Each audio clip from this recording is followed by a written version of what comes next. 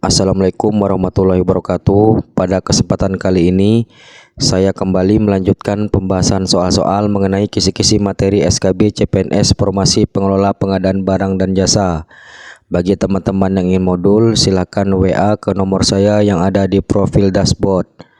Tetap semangat dan tak kenal lelah. Baik, kita ke soal nomor 1. Pekerjaan pembangunan kantor Kecamatan KLM telah diserah terimakan dari CV ABC kepada PPK. Kemudian PPK akan melakukan penilaian atau evaluasi kinerja terhadap penyedia tersebut. Risiko yang dapat terjadi pada tahapan evaluasi kinerja penyedia yaitu A. Penilaian PPK terhadap kinerja penyedia tidak objektif. B. Kesalahan dalam merumuskan isi kontrak. C. Terjadinya keterlambatan serah terima barang / jasa. D. Barang / jasa yang diserah terimakan kepada PPK tidak sesuai. E. Kurangnya dokumentasi kinerja selama pelaksanaan proyek. Jawaban yang tepat adalah A. Pembahasan. Pada tahapan evaluasi kinerja penyedia, salah satu risiko yang dapat terjadi adalah penilaian yang tidak objektif dari PPK terhadap kinerja penyedia. Hal ini bisa disebabkan oleh berbagai faktor seperti bias pribadi, kurangnya data objektif, atau ketidakmampuan untuk menilai secara menyeluruh.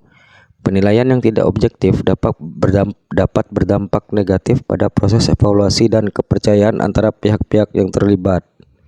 Demikian pembahasan dari soal nomor 1.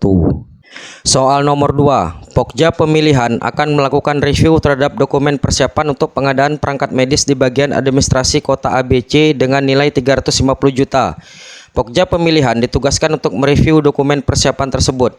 Salah satu data dan informasi yang dikumpulkan yaitu A. Kertas kerja evaluasi penawaran peserta pemilihan. B. Dokumen pemilihan berupa dokumen tender dan kualifikasi. C. Spesifikasi teknis berupa barang / jasa. D. Dokumen penawaran penyedia ulasan jawaban. E. Rencana anggaran biaya. Jawaban yang tepat adalah C. Pembahasan. Data / informasi pada tahapan review terhadap dokumen persiapan pengadaan pemilihan penyedia meliputi 1. Ruang lingkup pekerjaan. Kedua, spesifikasi teknis barang / jasa. Ketiga, pagu anggaran. 4. Pelaku usaha potensial. Dan yang kelima, identitas PPK. Demikian pembahasan soal nomor 2. Soal nomor 3. Setelah penyedia mengajukan surat secara tertulis kepada PPK untuk penyerahan hasil pekerjaan, tahapan yang dilakukan selanjutnya adalah A. PPK membuat berita acara serah terima. B. PPK menyerahkan barang / hasil pekerjaan kepada PA / KPA disertai berita acara. C. PPK menyerahkan barang / hasil pekerjaan kepada penyedia disertai berita acara. D. PPK mengatur jadwal serah terima hasil pekerjaan dengan penyedia. E. PPK melakukan pemeriksaan terhadap hasil pekerjaan dan dilanjutkan dengan berita acara hasil pemeriksaan.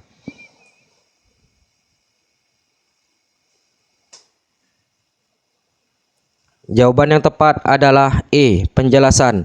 1. Setelah pekerjaan selesai sesuai dengan ketentuan yang tertuang dalam kontrak, penyedia mengajukan permintaan secara tertulis kepada PPK untuk penyerahan hasil pekerjaan. Yang kedua, sebelum dilakukan serah terima, PPK melakukan pemeriksaan terhadap hasil pekerjaan yang dapat dibantu oleh konsultan pengawas atau tim ahli dan tim teknis sebagai tim penerimaan hasil pekerjaan PBJP. Yang ketiga, pemeriksaan dilakukan terhadap kesesuaian hasil pekerjaan terhadap kriteria / spesifikasi yang tercantum dalam kontrak. Yang keempat, apabila dalam pemeriksaan hasil pekerjaan tidak sesuai dengan ketentuan yang tercantum dalam kontrak dan / atau cacat hasil pekerjaan, PPK memerintahkan penyedia untuk memperbaiki dan / atau melengkapi kekurangan pekerjaan. Yang kelima, apabila dalam pemeriksaan hasil pekerjaan telah sesuai dengan ketentuan yang tercantum dalam kontrak, maka PPK dan penyedia menandatangani berita acara serah terima. Dan yang keenam, setelah penandatanganan berita acara serah terima, PPK menyerahkan barang / hasil pekerjaan kepada PA / KPA. Mekanisme serah terima hasil barang / jasa dari PPK kepada PA / KPA dilakukan berdasarkan peraturan perundang-undangan. Demikian pembahasan dari soal nomor 3. Soal nomor 4. Para pihak yang terlibat dalam negosiasi pengadaan barang / jasa pemerintah pada tender dengan jumlah peserta yang memasukkan penawaran dan lulus evaluasi teknis hanya satu peserta, yaitu A. Pejabat pengadaan dan peserta pemilihan. B. Pokja pemilihan dan calon pemenang. C. Pejabat pembuat komitmen dan penyedia. D. Pengguna anggaran dan penyedia.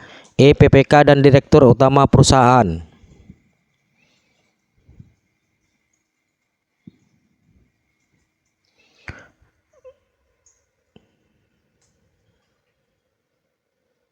Jawaban yang tepat adalah B. Pembahasan. Pokja pemilihan melakukan klarifikasi dan negosiasi teknis dan biaya kepada calon pemenang peringkat pertama pada pengadaan jasa konsultansi, calon penyedia pada penunjukan langsung, dan tender dengan metode pemasukan penawaran 2 tahap dalam kurung pada penyetaraan teknis. Demikian 4 soal yang sudah saya sajikan beserta pembahasan. Mudah-mudahan dapat bermanfaat bagi teman-teman. Tetap semangat dan salam tak kenal lelah. Saya akhiri, wabillahi taufiq wal hidayah. Wassalamualaikum warahmatullahi wabarakatuh.